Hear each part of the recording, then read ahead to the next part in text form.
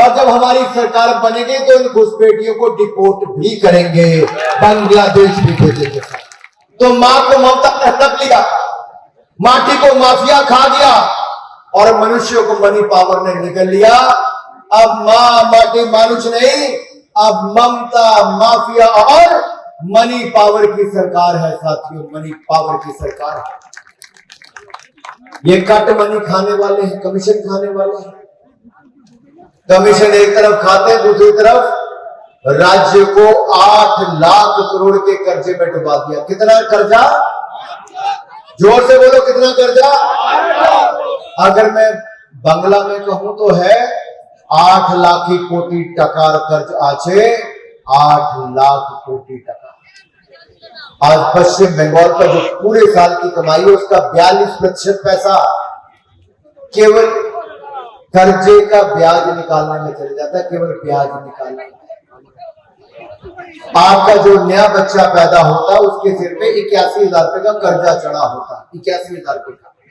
और कहीं 5 साल तृणमूल कांग्रेस की और सरकार आ गई तो 1.25 लाख रुपए का कर्जा चढ़ जाएगा बंगाल के हर व्यक्ति के ऊपर। आप और कर्जा बढ़ाना चाहते हो बंगाल का? बंगाल को और खत्म कराना चाहते हो? बंगाल के लोगों को बेरोजगार बनाना चाहते हो? घुसपैठियों को संरक्षण दिलाना चाहते हो? मौलवियों को पैसा दिलाना चाहते हो? साथियों, अगर इन सबसे बचना है और बचाना है, और जिस सरकार के 1 नहीं, 2 नहीं, 3 नहीं, 1 दर्जन यानी कि 12 के लगभग मंत्री सांसद जेल गए हो भ्रष्टाचार के मामले में, क्या वैसी भ्रष्ट सरकार तृणमूल की बनाना चाहते हो? अगर नहीं बनाना चाहते तो मैं आपसे एक सवाल पूछता हूं।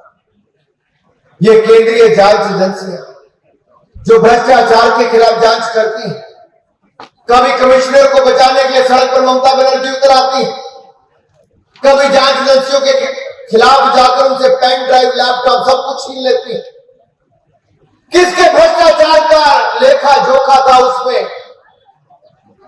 किसका पैसा था? किनके नाम थे? ममता बनर्जी को जब जाहिर करना चाहिए उस पेन ड्राइव में किस किस लोगों के नाम थे, किन किन ने पैसा खाया, क्या क्या आंकड़े और कहां कहां के बैंक खाते थे।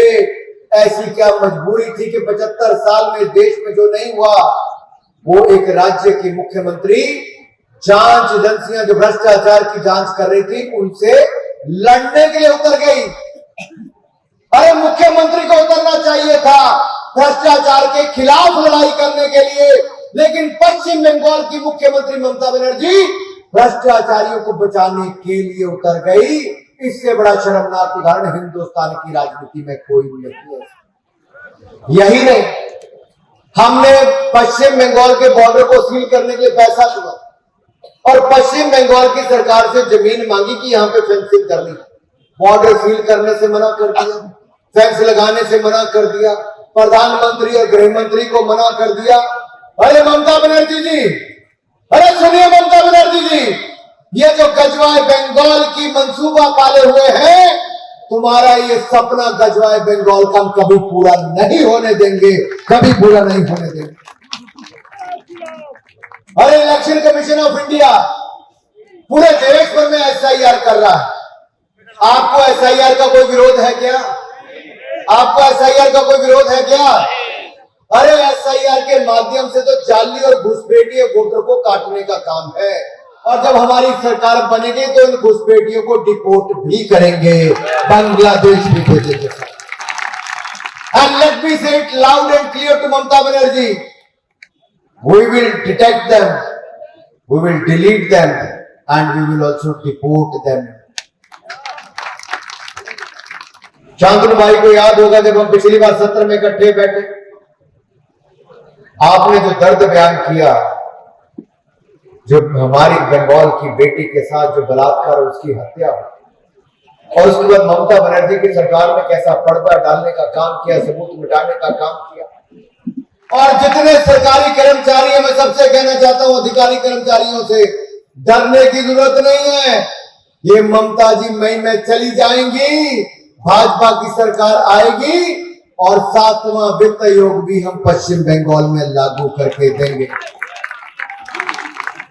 रात के अंधेरे में बालू का धंधा करने वाले, चोरी करने वालों को जेल के पीछे डालेंगे, कट मनी लेने वालों पर अंकुश लगाएंगे, कमीशन खाने वालों को जेल में भेजेंगे और आयुष्मान भारत इसको लागू करेंगे।